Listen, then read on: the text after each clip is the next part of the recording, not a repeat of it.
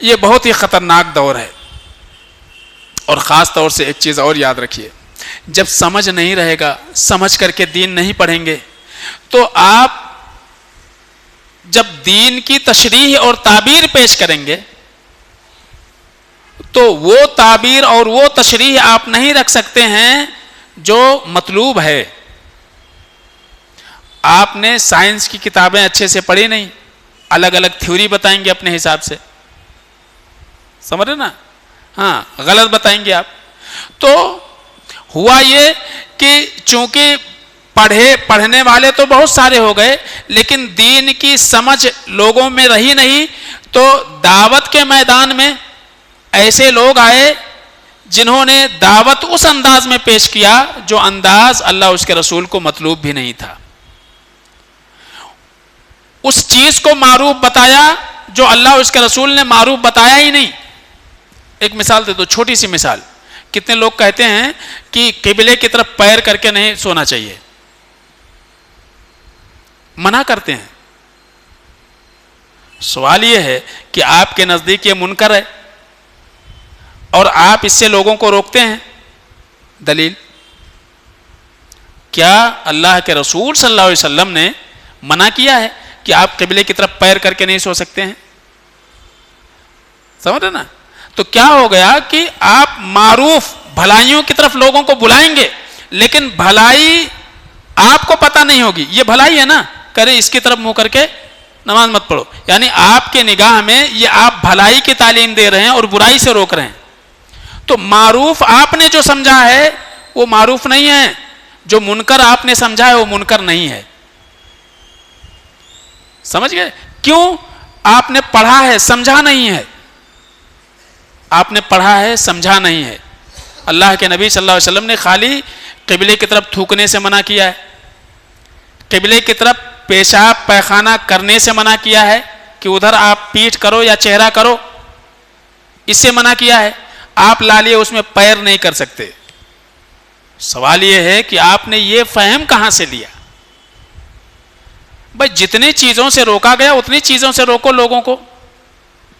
قبلے کی تعظیم اپنی جگہ پر ہے، لیکن تعظیم میں یہ کہاں سے لا لیے کہ اگر قبلے کی طرف پیر کر لیا جائے تو اس کی عظمت ختم ہو جاتی ہے. تو جب دین کو سمجھ کر کے نہیں پڑھیں گے اور دین کو سمجھیں گے نہیں تو ہوگا کیا؟ جمائی کو جوائی سمجھ لیں گے.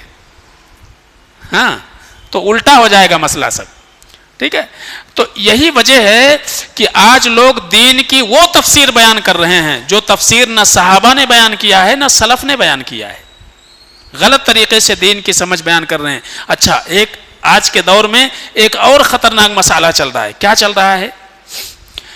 کہ کچھ لوگ ایسے اٹھ رہے ہیں، کہہ رہے ہیں کہ کچھ نہیں کر سکتے تو چلو غیر مسلموں میں اسلام کی تبلیغ کریں گے، غیروں میں اسلام کی تبلیغ کریں گے. ممبر پر خطبہ نہیں دے سکتے، کوئی بات نہیں، درس دروس غیروں تک اسلام کو پہنچائیں گے. سوال یہ ہے آپ کو اسلام معلوم ہے؟ کہتے ہیں موٹی موٹی باتیں پہنچائیں گے. موٹی موٹی باتیں، آپ کو خود موٹی موٹی باتیں نہیں معلوم ہیں تو آپ کون سا دین پہنچائیں گے؟ کیا پہنچائیں گے آپ؟ کتنے سارے ایسے لوگ ہیں، آئیے ہم سے جڑیے، غیروں میں جا کر کے تبلیغ کریں گے. یہ وہ لوگ ہیں جنہوں نے کبھی علم اہل علم سے نہیں حاصل کیا ہے، علم علماء سے حاصل نہیں کیا ہے، نہ ہی درس و دروس میں یہ لوگ شریک ہوتے ہیں، بلکہ جو کچھ ان کے پاس ہے، جو یہاں سے وہاں سے کہیں سے پڑھ لیا، اسی کے اوپر اعتماد ہے، اسی کے اوپر بھروسہ ہے، اور اسی کی وجہ سے وہ سمجھتے ہیں کہ وہ اب اہل بصیرت ہو گئے، وہ یہ کام کر سکتے ہیں، اس فیلڈ میں وہ محنت کر سکتے ہیں، ان کو مہارت حاصل ہے. اور یہی وجہ ہے کہ ایسے لوگ ہمیشہ اہل علم سے دور ہو جاتے ہیں. کبھی بھی آپ ایسے لوگوں کو علماء کی مجلسوں میں نہیں دیکھیں گے، کیونکہ وہ اپنے آپ کو اہل علم سے بے نیاز سمجھتے ہیں. یہ آج کے دور کی سب سے بڑی مصیبت ہے. قرآن میں اللہ فرماتے ہیں فَاسْأَلُوا أَهْلَ الذِّكْرِ إِن كُنتُمْ لَا تَعْلَمُونَ. کوئی مسئلے کا علم نہیں ہے تو اہل علم سے پوچھو، اہل علم سے سوال کرو. سبزی کا ریٹ سبزی والا بتائے گا، سمجھ نا. میڈیکل پہ جا کے بھنڈی کا ریٹ معلوم کریں گے تو نہیں پتا چلے گا، سمجھ نا. اور سبزی والے سے جا کر کے میڈیسین کا ریٹ پوچھیں گے تو وہ نہیں بتائے گا.